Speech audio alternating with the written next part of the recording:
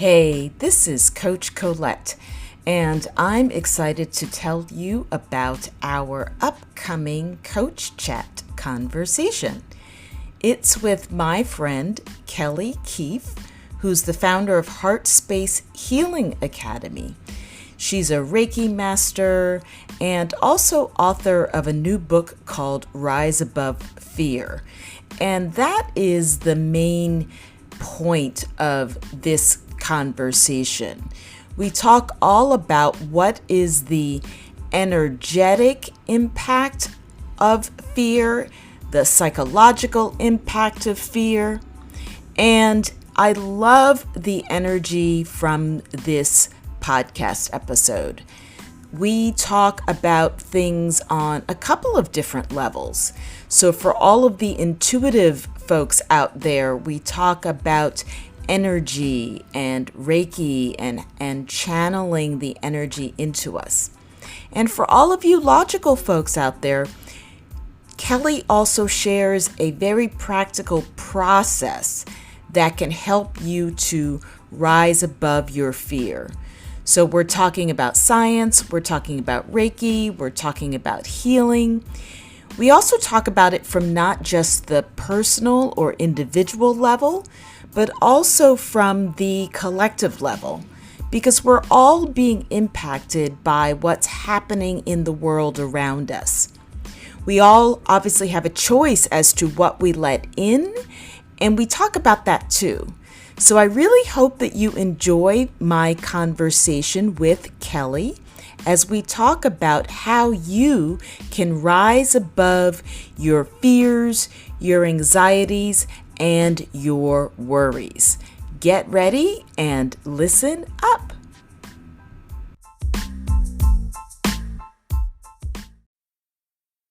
Hello and welcome, everyone. I am really delighted to bring you to another episode with Coach Chat. And today I have with me my friend and guest, Kelly Keefe, who is the founder of Heartspace Healing Academy. She's also a teacher, artist, Reiki Master, and she cleared some space for us before this show, so I'm really excited for that. And now, new author of the book, Rise Above Fear, to really help us to understand how fear-based living gets in the way of all of the wonderful things that we want to manifest. So welcome, Kelly. Thank you so much. It's always so nice to hear that reflected back. I'm so excited to be here today. Yeah. I'm excited to have this conversation with you. It is funny when we're introduced, right, to see what the world has received from us and see if that is actually what we are seeking to project. Yeah, well said. That's why we're friends.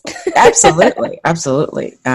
So I want to jump right into this conversation, and I loved the title, or I love the title of your book, The Rise Above Fear. And so today we're going to be having that conversation on a few different levels. But before we get there, how did we get here? How did you come to manifest this book for all of us? Yeah, so it's been about, when I look at it, a decade in the making. About a decade ago, I really started my journey of a weight loss journey. I went to school over 200 pounds, and I just had that aha moment of like, this isn't living for me. There's other options. I can choose to live another way. And so I started this weight loss journey, which then led me to a meditation journey. And it was through then learning how to control more of my mind and bringing this mind-body connection. 7 years ago, while in meditation, I received this message to look up healing modalities and that I was a healer. And so 7 years ago, I then went on this very serendipitous journey of finding Reiki on a Google search, listening to this voice that came through in a meditation, which was very strange at the time. I've learned to get used to it. And I came across Reiki, and it rippled through my body. And I was like, I don't know what this is, but this is something. And within 2 days, I very serendipitously met my first teacher. And so I began to receive Reiki from him, and he became my level 1 teacher. And this whole journey has brought me along learning the understandings of what it means to be a vibrational being and that all of the world is truly just vibration and frequency.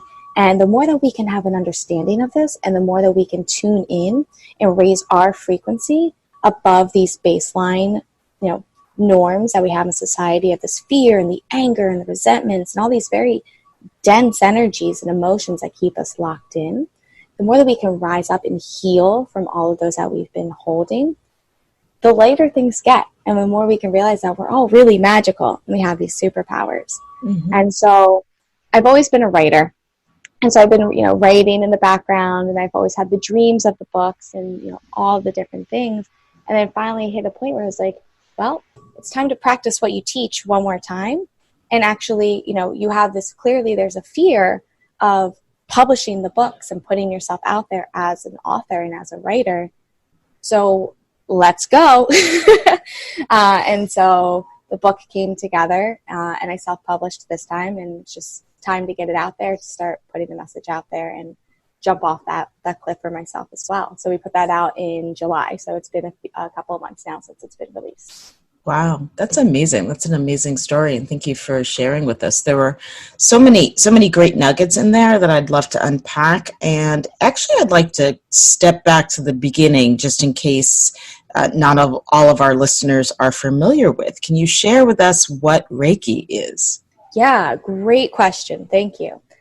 So Reiki is a healing modality that stems back from ancient Japan. It was discovered by Dr. Makai Usui in the late 1800s. So this is something that's been around for a very long time. And Reiki, it breaks down into two different words. Rei, meaning universal life force, and Ki, meaning energy.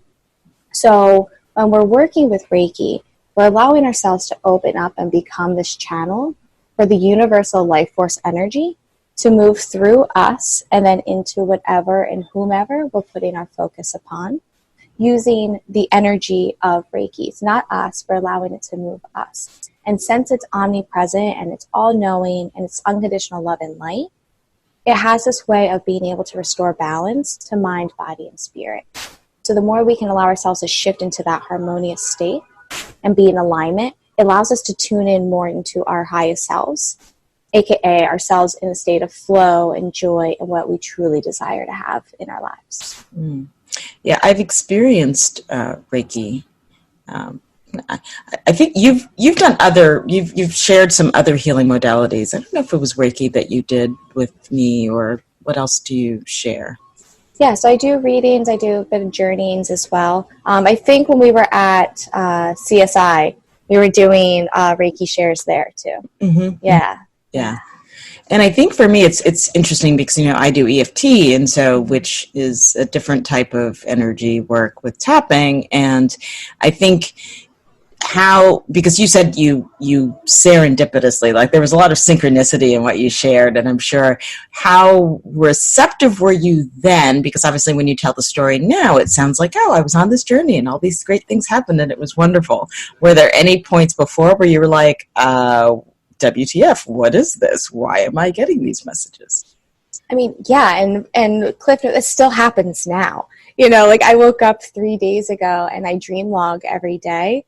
And I had notes, and I stopped and I was like, it makes so much sense of what happened, and this clear message came through. And it's always just this is the reality that I live in, and this is the reality that, I believe those who also choose to believe it is what we live in. I don't press anything on others, but there's still always an element of WTF to it, so when it first started, I remember when the message came through meditation, I was alone in my apartment in Princeton, and I came out of meditation and I'm looking over my shoulders as if no one's here. And I was just like, what is happening? It was very strange. And that's when I felt the ripples, and I was just like, hey, we're just gonna close the computer and I don't know what this is, and let that go. And there's always those levels and ways of it. The more open I've become to experiencing the synchronicities and these different messages from different angels and guides and source.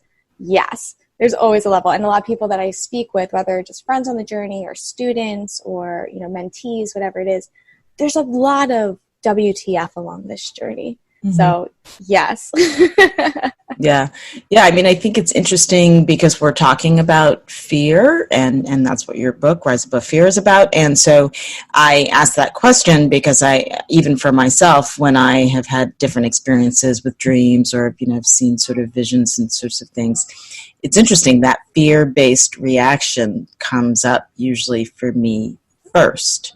And then I can sometimes talk myself through it, or sometimes I say I'm just not ready to receive. So I think, how did you learn to trust the energy and the messages that you are receiving? Yeah. So the biggest thing has just been learning through doing, and seeing, like, when I don't listen, it's harder, where it's really been this hitting a level of acceptance of, it's just pure love and support coming from beyond, which is also within us, which is like that beautiful duality kind of thing, and so of course I can trust it. It's almost like these loving relationships we have on the physical, like where it can be those spaces of you're getting to know someone, and it's like everything has been good and like their intentions seem pure, but like there's that, can I trust it? But then realizing every time you lean more and more into it, it just gets better, and it's okay. It's kind of been the same thing with this, like, all right, it's, if I don't listen and like the guidance and coming through, like, okay, let it get messy. Go ahead, do your thing. It would have been a lot easier if you would have just listened to this, but it's okay. Just do the things. And so it's been a process of just listening and being like, it doesn't always make sense. And I've had to learn, like, that's okay. It will on the other side. And it might not for a while. And so it's been this, rising above the fear of being accepted or doing things by the norm all the time. It's been a lot of the way of living through my heart and not always by the mind. Like, magic isn't produced by logic. And it's not to say let's never use our minds. It's like our brains are beautiful and they're a wonderful technology for us. But it's just being able to tune into the heart and hear what's coming through here, and know that, like, those messages, those like symbologies and the dreams and the things that we're receiving, like, that's love. Like, that's the purest love and support we can get, because they don't have an ego. They don't have an agenda here. They're not walking earth. There's no agenda other than, I signed up to guide your booty around here to make sure that you have the best life for yourself. Like, so come on. Yeah. Right. So Heartspace, which is at the center of what you're doing and your healing, and why is it easier to live in our minds and as opposed to living in our hearts? Or I don't know, maybe, I don't know if it's ease, it's comfort, what, because I'm a cerebral girl, so, and I'm in interest of full transparency. And so I think that for me, it is also a journey to, come back into my body, and that's what breath and meditation is all about. But why is it so easy for me, sometimes also fun, to just stay up here in the mind as opposed to being in our hearts? Yeah, well, I think so much of it comes to the conditioning that we've had, over, because we came from a time where we had to be in protective mode. When we were first here, we were always having to be on the defense, because at any time we need to be ready to be able to respond to if a saber-toothed tiger is coming by and is going to flee and, come after us. And so we were instilled in this, I have to be on the defense. I need to be aware of what's going on. I need to be sharp. I need to be in this. That way I can always be ready for it if there's going to be an attack, because we're in survival mode. And so that's what was ingrained within us and embodied in our genetic makeup.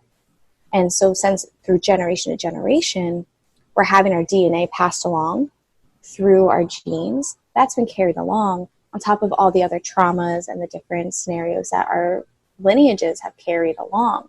So that's all coming along with us. And it just hasn't been, for majority of all of our ancestors, coming from this heart space. So that's just kind of what we were dealt coming in this go around.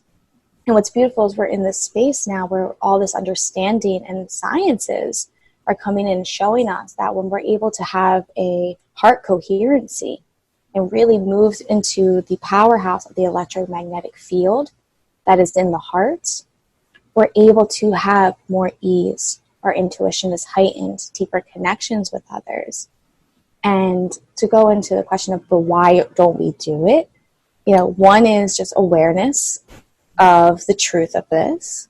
I'm so grateful to see there's so much science that's coming out more and more by the day to help those who are more cerebral to be able to come down and be like, okay, cool, there's facts here, which is great. The more facts, the better, because then we can all get there faster, But it's also moving into being here. And for those who can't see, I'm holding my hand at my heart, to live from here, there's a level of vulnerability that comes. And there's also work that has to be done, because our heart is, this is where we really feel. And to feel can be really scary, to feel the really goods and also to feel the not so goods when they're feeling them in the moment. Because the catch-22 is that we have to feel the deepest of the depths of the sadness and the griefs and all the things that we've repressed, so we can get higher and higher. And it's just this cool. So you went back and you feel all these things. That healing doesn't feel good a lot of the time. Doing the real work. It's not. I would never say to someone like, "Oh, it is rainbows and sunshine on the healing journey all the time." It's like, no, it's gonna get messy. It's gonna get ugly. It's gritty. But then on the other side of it, it's expansive and it's light and it's fun and it's understanding and it's this opening of the heart. And we're living with so many closed hearts. And so there's a fear of doing the work or an understanding, and also being willing to accept that we're worthy of joy. There's a lot, and this is work that I'm continuously doing. Where am I blocking myself from receiving and living as happy as I truly want to be? Because it's here. It's all here. And it's something that, we've all been conditioned to learn, we're not supposed to be just really happy people. We're not, I'm not worthy of living the life that I want. I'm not worthy of having this joyous space. There's from these societal norms. And so there's this being in the head, wait, that's not what I know is right. That's not what I've been taught. And so it's this journey of throwing away so many things that we've been conditioned, and then letting ourselves really go into what we're feeling and hearing the truths. And it can be scary. I get it. But yeah, I think that's, I'm curious what comes up for you with that.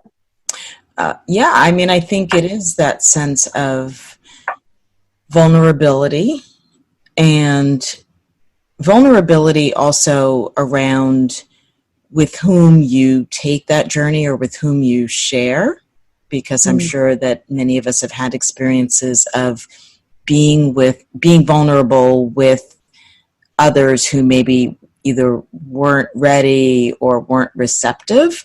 So it's that vulnerability and that courage to keep opening even when maybe it's not reflected back in various, relationships, friendships, partnerships, whatever it is, to keep doing it and not shut down. So I think that's for me on my journey, that's been one of my personal challenges, is to keep opening, even though there are times where I may come into energy or spaces or people that is not being reflected back. And so it's funny when you were talking about the science and sort of, the fight, flight, and then there's the fight, flight, freeze. And what I've learned over time is that I actually am more of a freeze person. And so, and it was interesting because when, I am cerebral in science, that stuff can be awesome.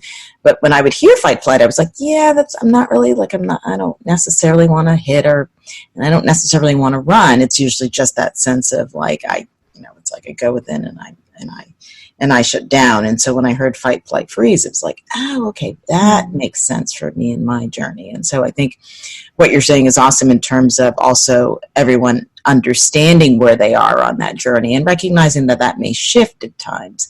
But the more that you know about yourself on that journey and your response, then it makes the healing process a bit, I don't want to say easier, because you're right, it's ugly. It's not always fun, but at least it makes it understandable, perhaps.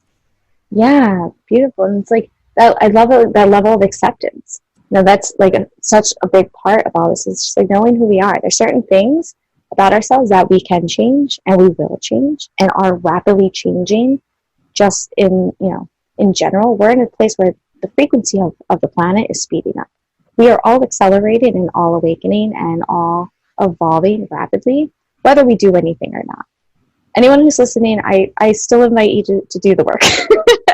But we're in the space of it's growing, but there's also parts of ourselves we just have to know that's also just part of who I am this go around, and I love it. Because we're just two female identifying here, I'm going to say her, and I love her. I love, this is a part of, I know that in those moments when I'm on the brink of a breakthrough, I'm going to do, I know that this human right now that I love so dearly, she likes to freeze, and we're going to notice it. We're going to honor it. We're going to celebrate it, because now we can see that it's the verge of a breakthrough. And I love her. I love that she does that. And I get why she does that. And that's fucking beautiful. And that's beautiful. It's all good. And it's so much of it's just this love, this deep, deep love for ourselves, and being able to know that, and being able yep, that's how I roll right now. And it'll change when it's ready to change. It's all evolving, but totally. Yeah. Right. Thank you. Oh, sure. Yeah, I think, and that is so true. So there's the vulnerability, there's the courage, and I love that, the acceptance part, because sometimes we can beat up on ourselves, right? We can be, oh, why did I react that way? Or why did I say that? Oh, I shouldn't have done that. And so it's not a loving response to a reaction that, like you're saying, right? That's where I am right now. Yeah. And there was someone along this journey shared of just bringing the most empowering question for all of it is always, what lesson is this teaching me? For my growth, for my soul's purpose, what is this teaching me right now? Did I just see, say I reacted in a way? I just had that recently with a romantic thing. Romantic partners, they bring up all the work. It really shows you, oh, you think you're evolved? Okay, go get in a relationship. Yeah. Let's see. Exactly. And I was able to see where I was still really reactive rather than responsive in moments. And I continuously have had to go back to saying okay, well, that just showed me where I still needed to heal. I was able to see where I was still projecting things I thought were healed, and allow me to go in and find there was a core wound from childhood that I thought I had resolved, that I didn't. And I was bringing into this relationship, and it was harming us, and I had to go back and do that work. And so it's just okay, rather than being oh man, I'm so evolved, I should have done that. Why am I it's just always what is this teaching me? For my growth, what is the actual lesson here? Was it a lesson of listen to the red flags when your guides are telling you that something's not right and just keep it moving? Is it that, oh, this is pointing at, this is a lesson to show you that this is unresolved and you're still bringing in, always in any situation, it's just cool. I haven't done wrong. I'm learning. And what did I learn? That's one of my teachers is Grandmother Moonwalker of the Apache tribe. And I appreciate when I met her this summer at a Indigenous gathering. It was the most, you could just hear the sigh of relief across the entire group of us that were all there, where she was just listen, and when you mess up, because you will, we're all just silly humans that don't know much. You're going to mess up over and over again. When you mess up, just simply look up and say, please forgive me, for I'm a child. I know what I do. I promise to do better next time. And you're forgiven. And keep it going.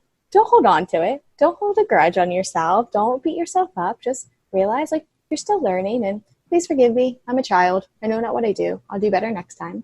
And then just really do your very best to truly do better next time.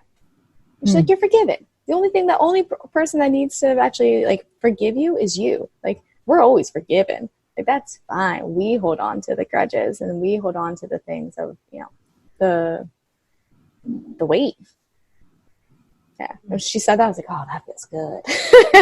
That's interesting, because I think, so that's the individual acceptance. And I know we said we were going to talk a little bit about collective. And when I hear you say that, it's interesting. How do we respond to all of us silly humans? How do we respond to one another when someone makes a quote mistake? I'm doing air quotes, right? Mm-hmm. Yeah, I think it's continuously changing, because we have every single person is having their paradigm and their beliefs and their, what is right, what is wrong, what is truth. That's all creating the collective understanding. And so as different people are tuning and changing theirs, the collective is also changing simultaneously. And I'm going to go back to like that specific question, but I was in a conversation with a student one day, and she asked me, it was a very big question for me to answer. Like, it's like a worldly question. I was like, well, I can give you like my opinion on this. I can't, like, I'm not going to be, I am the guru. But it was asking like, how is it that like we can actually say that like everything's happening for like a reason, and that there's nothing but like love, and the truths of that it's just like love, and it's the realities, and like, we can manifest just nothing but beautiful things. If there's so many ugly things happening, and there's so much bad happening in the world, and and so I really sat with it, and I dialed in, and it's this remembering of the collective. There's so much of like, we're seeing the collective, the reality that we're living in all together is a series of manifestations that is the collective energy. So this is everyone's personal energies and beliefs and the visions that they're holding being put into a melting pot and then being reflected back out. And so the more that we're doing our own individual work to change the ingredients that are going into the collective, we're going to be able to see a different cake, if you will, get pulled out. And so that's why it's so important that we don't say, I'm ignoring and turning a complete blind eye to what's happening in the world. Kind of talking about like the news we were talking about earlier, like I'm not turning a blind eye, but I am going to work on focusing on the light that's here and what I do want to see, and making progress towards the truth we want to see, so we can start to change the formula of what's happening in the collective. Because it's by each doing our own individual work and changing the ingredients going in and allowing that to trickle out to others, what we see as a collective in the world is going to be different over time.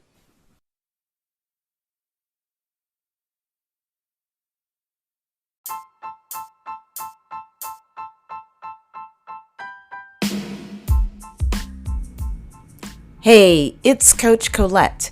What do you think of the episode so far? What are your main takeaways?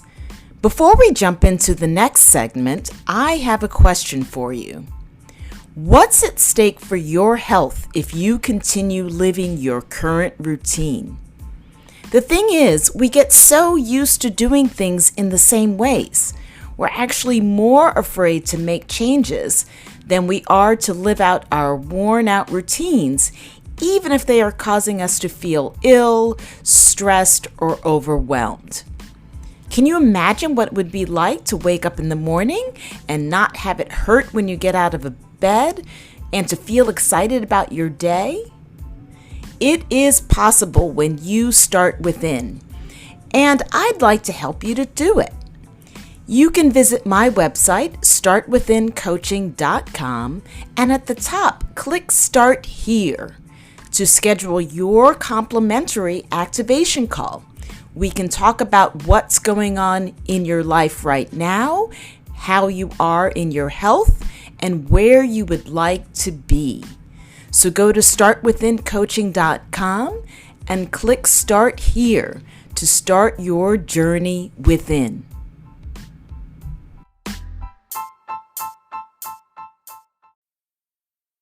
Yeah, I think that is the challenge for those of us, well, for all of us in some ways, because we're living in the present, right? And so when something not great happens, or when someone has an experience of something, whether it's on a personal level, like a microaggression, or on a larger level with, something negative, or even forces of nature, when these things happen, it can be challenging to wrestle with. And in some ways, it is that strange thing coming back to that question of, what is this here to teach me? And I think the challenge is that in many moments, that's not the first thought that comes to mind, right? Particularly when there's some sort of a personal affront or attack, right? We're not thinking like, oh, when that person said that to me, what is this here to teach me, right? That may not be the first thought that comes to mind. And so I guess in some ways, how do we each manage our own emotions in those types of situations? Yeah, I'm so happy that this got brought here. So there's a technique that I developed and teach called the bid. So when something happens, so let's use like, that micro moment. If someone says something, there's a trigger that comes forth. It's okay, cool. I'm going to go bid on this for a moment. Like I'm feeling some type of way. I'm going to bid. Let me go bid. Let me just bid on this situation. And so it's simple 3 steps. First is breathe. Literally just take a moment, pause, and take some breaths to allow yourself to just remove yourself from the actual situation that happened. Maybe if it feels good, like each breath, allowing yourself to almost imagine yourself like floating up a little bit and like elevating yourself from the situation so you can see it from a bird's eye view and just create the space. So we feel triggered, whether that's we watch a catastrophe that's happened on the TV or we're in the office and we have an exchange with someone and it gets us feeling some type of way. I'm going to bid on it. So we breathe. We take some breaths. We separate from it. Then we move to I. We identify it. What am I feeling? So it's no longer being about the externals of what's happened. Let's pull it in and get closer to the experience that we're having in this moment. So I identify. What am I feeling? Okay, I'm feeling some tension in my chest. I'm actually feeling a little bit in my belly as well. Like if I were to like name like maybe a color and a shape to it, like I don't know why, but it feels like it'd be like an orange square. Like, okay, that's interesting. Like on a scale of 1 to 10, how intense is the feelings? They're about like a 7. Okay, interesting. Like that's what I'm feeling. Like, am I feeling anything else? Oh, well, I'm feeling actually a little tension. And really discovering where is it in the body. So we can say, cool, I separated and now I'm clear of what I'm experiencing. So it's not about them. It's about, because this is the opportunity to grow. And it's being able to see, okay, this was a teaching, okay, this is what I'm feeling. And then we get to move to D, discovery. Why am I feeling this? Okay, so let me see, when that comment was said, I was triggered and it brought this tension and it brought these things and it made me feel very uncomfortable. Why? What was it about it? Was it, did it hit a insecurity of mine? Did it make me think of something that happened when I was a kid? Was it an actual, something about this person? And then we can actually then take it a little bit more. It's almost like bringing it to listening to the heart and being able to use the mind. So rather than running right into the mind, it's a soup. Let me step back, get into the heart, get into my body, feel, and then be able to take the actual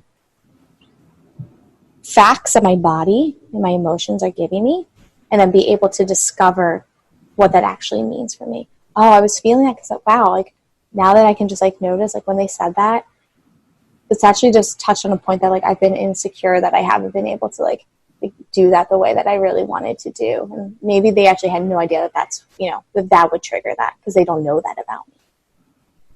Oh, whoa, okay. I can see that wasn't, that's mine. That's an insecurity of mine. Or, whoa, actually made me, now that I think about it just a little bit deeper, that really makes me think about that thing when I was 11. And it's really just a resemblance of that. Because so much of the way that we operate in the world is from the things that occurred from 0 to 7 years old with a little buffer to 11. So as we're starting to bring our unconscious actions and our responses to the conscious, we're then able to say, oh, I'm just going to rewire and reprogram this because I didn't realize it, but I've been operating as my 8-year-old Kelly. Or oh, whoa, that was totally just, 7-year-old Kelly who just came out when she was teased by her sister and all her friends. Little things like that. So we can start to breathe, to separate from it, identify the truth of what's happening, and then discover why are those feelings in my body happening. Mm-hmm. And that can help us to really kind of move through it with more mindfulness and really be responsive rather than reactive and just saying, oh, they made me feel this way, and that's not okay, and they're wrong. Because as soon as we point blame at other people, our ego is getting in the way, and our ego is it's not fun. Right. Yeah, that's a great healing process, and I love the gauge on the 0 to 10 reminded me a lot of what we do in EFT to get a sense of the feeling, and I think that, yeah, that's an amazing process. Thank you for sharing that from the perspective of healing when we are triggered in situations. And I think it is interesting because I feel like we do, each of us individually, have that responsibility to do, own our own healing. And then I think, unfortunately, we're also living in a space where there are people that are feeding into the opposite, right? That are actually, pushing buttons or trying to cause triggerings or aiming to have people stay in their fear-based mentality as opposed to evolving into a more loving space. And so I think it's this dance, right? That we're dancing between our individual healing and getting to create more spaces for collective healing. Sorry, not hearing, but healing. Yeah, totally. It's I do think it's some of it as like tricksters, or like it's that like, okay, and it can go either way. Things that look like really bad can actually be really good, and things that can look really good can be like, really not serving. That's just like the beauty of what we call the trickster in certain Native American practices, like us being able to see in this time of there are button pushers, there are ultimate triggers, like, it's so rarely, especially in podcasts, to see it come up, but like with like Trump, I look at him as like he's been the ultimate trigger. He's been an ultimate trigger for us to see what needs to change. Has it been enjoyable for a lot of us? No. Is it insane how much work we're going to have to do to recover and move forward from this? Yeah. But he woke us up on a lot of stuff, and it's like, how can I find gratitude even in that? And being able to see like, okay, people are now more aware of who we actually putting in office. He's lowered the standard. Like, we can get anyone in there now. Like, now anyone's like, oh, I can go in there. I can run for president. Like, that's great. It's just, and it's also brought this space of like, we're all in this together. We got to do this. We got to do something about it. So being able to see that. But there's tons of people where, and is their intention wake up and say, I'm going to keep society in a fear-based mentality? Maybe. I don't know that. I don't really circle in those circles, so I don't know. But a lot of it just comes down to it's selfish. It's the self-serving behaviors of not thinking of others and realizing the power of love. They're running off of the drive for ego, for power, and for money. And with those selfishness, it just comes with not a blinders to the heart and the care of all. And that is fear-based living. Is there's not enough for everyone. There's that scarcity mindset. There's that, like, I have to just do things by the books. This is how it's always been done. I need more. I need more. I need more. No one else exists beyond myself and my one inner circle. So is it intentional or is it subconscious? I don't know, until someone tells us, like, just so y'all know, this is how I've been living. This is what I've been up to. I don't know. But yeah, I totally agree that there's, that duality. It's more and more of us being able to have conversations like this, of being able to say, like, cool, what did that, like, unfortunate event or that person who is like just the complete opposite of what we truly want, what are they able to shine light on? How have they actually helped us? And finding gratitude in everything, being like, cool, this is going to be a trigger. This has caused healing.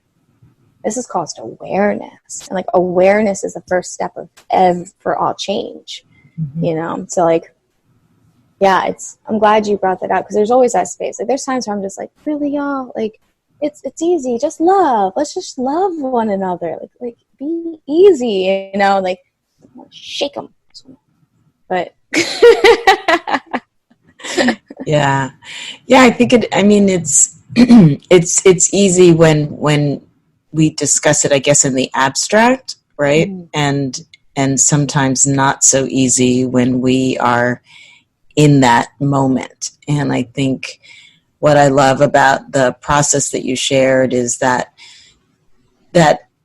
first time that someone tries that, or tries breathing, or tries any kind of technique, it may not be in that right moment, right? Like in that, this is happening and I'm doing this now, right? It might be that it may be a minute, an hour, a month, whatever later, when you can get into that space to do that. But the value is in actually doing it and starting to create that practice, because once you start that practice, then it becomes easier to do it closer to those moments of trigger, right? You know, even for myself, there are times where I still react. I say something or I feel something and it triggers me, and then I can look back and be like, oh, right, that's what this is connected to. This is reminding me of X, Y, and Z. But it doesn't mean that in the moment everything is going to be perfect and that my response is always going to be perfect. It's then my responsibility, though, to own that my part of that interaction as well.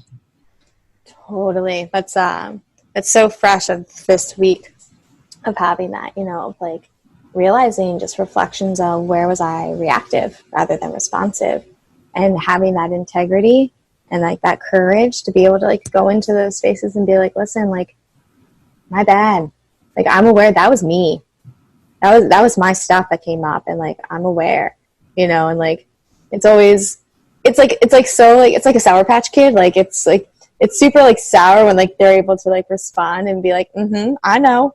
But like, it's so sweet because it's just like, I still love you. I'm here, but like, yeah. And I'm not going to take it. I'm not going to take on your stuff and pretend that it's mine and take fault. Like, it was all you. Yep. Cool. I'm glad you're able to see it. Now let's move on. You know, like, it's when we can. We're doing the work when we can, as often as we can. That's like when we were teaching an emotional intelligence workshop, and we brought in the bid technique at the United Nations last November. And we're talking about this technique in of itself and taking time.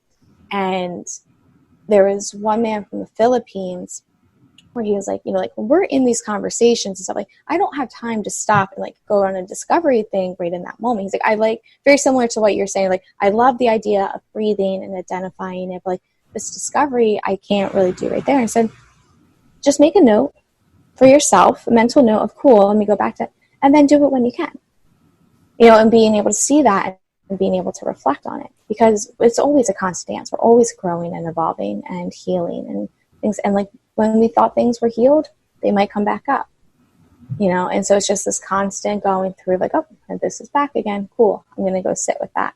The important thing is being in integrity with ourselves, because the most important relationship we ever have is with ourselves, and staying in integrity with what we tell ourselves we're going to do, really doing it, and giving ourselves the space to actually hear ourselves and do the work.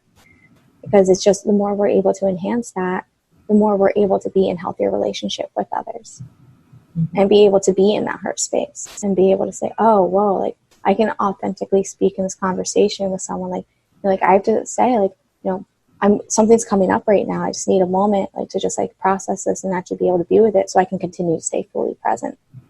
And that's starting to be okay, and like eliminating that fear of, you know, sharing ourselves as an emotional being as well. You know, where we wear these masks of like, oh, I'm good, everything's fine. Like, oh, no, let's blaze through. Rather than being vulnerable and saying, hey, like, you know, whatever, I'm not exactly sure what it was. It just happened to be like, I'm feeling something right now. And like, since we have a little bit of time, like, I'm just going to take a moment and just like kind of process that, so I can continue to be really present. And that is one, not only creating more trust and vulnerability amongst a relationship, but then it's also allowing, we are being leaders in a way of showing that there's another way to do these interactions, whether it's in business, whether it's in a personal relationship, or with ourselves. Whoa, something's coming up. I need to give myself a minute. Whoa, something's coming up. I need you to give me a minute. Hey team, something's coming up. Let's continue this, but we're going to, I would love to unpack this again. You know, right. Yeah. Yeah, that's great. So whether it's individual, whether it's sort of a one-on-one or even in a group, that we can all take a minute. Yeah, permission to pause granted, y'all. Like, if you needed it from an outside person for a moment, a permission to pause is granted. Like, it's so powerful. Yeah, the power of the pause. Amazing.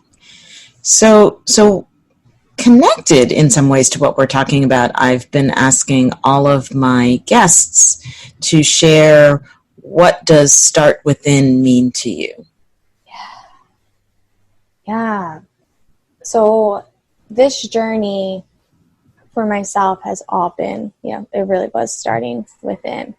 And looking back at who I was a decade ago, which is funny that my birthday is tomorrow and I start a new decade tomorrow. So it's pretty money. It's a perfect time for us to be having this conversation, that question. And, I would point outward a lot and point a lot of blame at people. And I was really unhappy with a lot of who I was in the ways. I'd been on the weight loss journey for a bit now, so I was starting to feel more vivacious, but I was still so in my head. And it wasn't until I really started to do this work and tune in and see how much power I have to change my life, and the power to change and realize how magical I am and how magical we all are, and that, like, every time I want to change something and I want to create something in the world, it all starts within. That is taking care of honoring my body. It's also doing the work of staying in my body and creating using my imagination, and working with the knowings of how we are as vibrations, continuing to study that and raise it and create the life that I truly love living. It's literally, this whole process is our inner journey, because what we see outside of us is just a reflection of our inner world. So, like, to me, start within is literally, that's the seed for our manifestations and for living our best lives. It's truly, it's all within. Everything is within. So I love this question. Oh, that's amazing. That felt yummy on the inside when you said that. That's amazing. And the seed, and just thinking of having something blossom and grow, and the fact that we nurture it, right? So when you get like a little bulb or something when you're going to plant, right, it's nurturing it. Or if you get a baby or an animal, like, puppy or whatever, it's like, how do we nurture that growth from the inside out? Lovely. Ooh, that was yummy.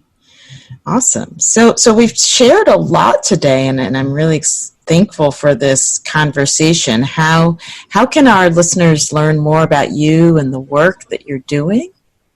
Yeah, so you can find me on Instagram at I am Kelly Keefe.